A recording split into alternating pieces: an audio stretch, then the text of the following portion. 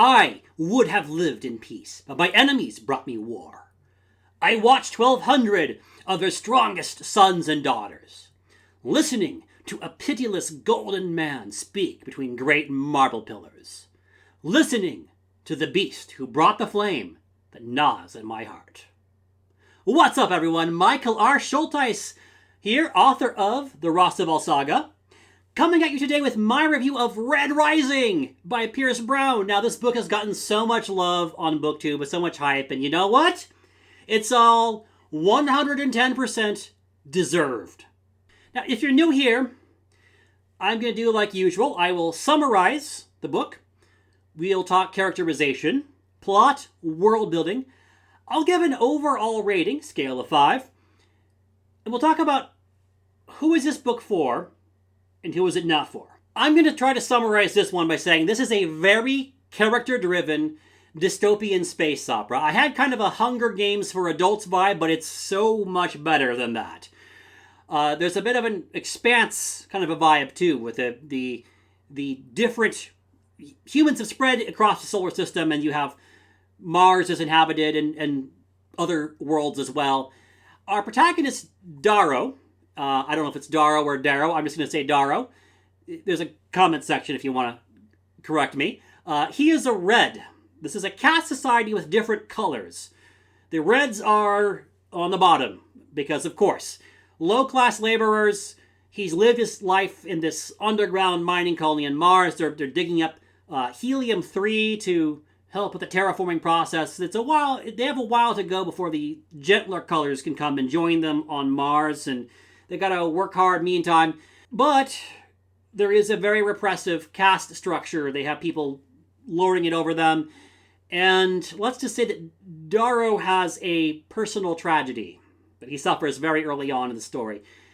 And it leads him to make a fateful decision that almost costs him his life. Because of this, he gets involved in a resistance movement that teaches him, hey, your whole life has been a lie. Mars is terraformed. It has been for hundreds of years. Mars is great. And Darrow is given this choice. He can undergo an incredible, painful personal transformation. They can do a lot of things with surgery and that go well beyond surgery and the like that goes well beyond anything we can do today. To turn a red into a gold. The golds are the dominant color. There's other colors too. The grays are basically the enforcers. The obsidians are like the elite soldiers.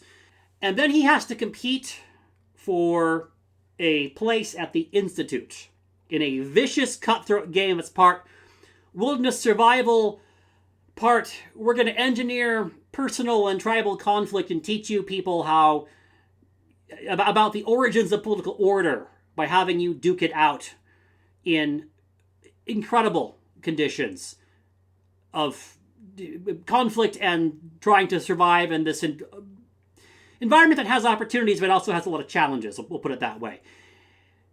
And that's where I get a bit of a Hunger Games vibe, but it's just 1,000 times better. And I have read the Hunger Games, so I'm comparing it with the caveat that this is just so much better in every single way. So if it starts to put you off, it's a Hunger Games comparison. If that's kind of like, ooh, don't know, sounds YA. No, this is very mature, and this is simply a better story than the Hunger Games in every single way. So let's talk characterization. So what I really dig is that we have a reluctant protagonist in some ways at first. He just wants to live his life. And then because of the loss he suffers, he goes from, I just want peace to, I want vengeance. And that drives him, and he's not reluctant anymore. It's all very relatable. It all makes perfect sense. And he's the star of the show here. And it's a wonderful character story, because he doesn't just stay in the mentality of, I'm angry and I want vengeance. That's not the only thing going on with him. He does genuinely want to help people, his people, the low reds. But there's more. With time, he comes to make friendships with the golds, some of the golds. And it's a thing that I really enjoyed is that sometimes you would start out liking, like he makes a friendship with somebody and then something goes wrong and they're not friends anymore.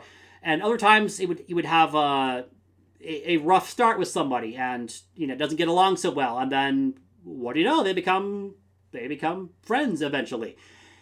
So the characterization for me, Darrow, I think, was just a fascinating protagonist. Lots of internal conflict, very driven, does a lot of ballsy things, which makes him a lot of fun. I mean, I kind of wrote one of those myself. I really enjoyed a number of the secondary characters as well, the ones who really get some development. I think there's a number of those who we get to interact with them, and there's just a lot to enjoy there. And the rivalries and the friendships and the one to the other, it's just all wonderful.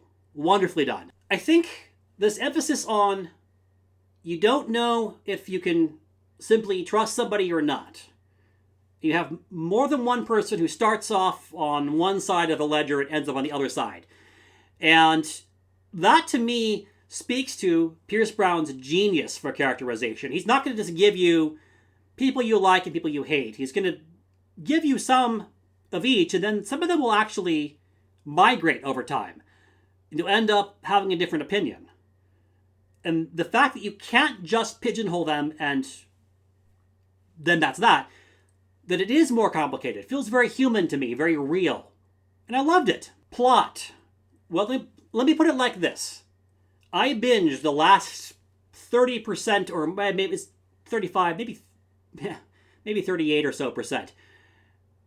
It was close to 40% of this book that I binged in one night. Just stayed up the whole night and into the morning reading because I just couldn't put it down. It is such a mind-blowing combination of action, adventure, drama, intrigue, twists and turns, and things that will surprise you. And when you think you've got it all figured out, something awesome will happen and your jaw will drop. There is a lot of violence. Now, I tend to like a violent story, and sometimes it can be graphic, but it never felt gratuitous. You just have to read this one. You have to experience it. It's just so incredible. World building. I like what Pierce Brown does with this caste system because it feels like a real human society. The backstory on this is that humans settled Luna, the moon, and used it as a jumping pad to settle the rest of the solar system. There was a strong focus on efficiency, so we stratified everything.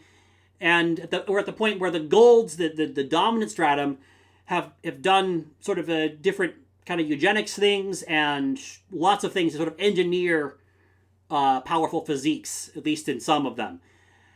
And I like there is a lot of Greco-Roman influence. You have Homeric names and everything down to like classical Roman names. And that was another aspect that I just thought was really fun. Added a lot of just color to it. And the political intrigues and the drama, it just all felt very human and very real.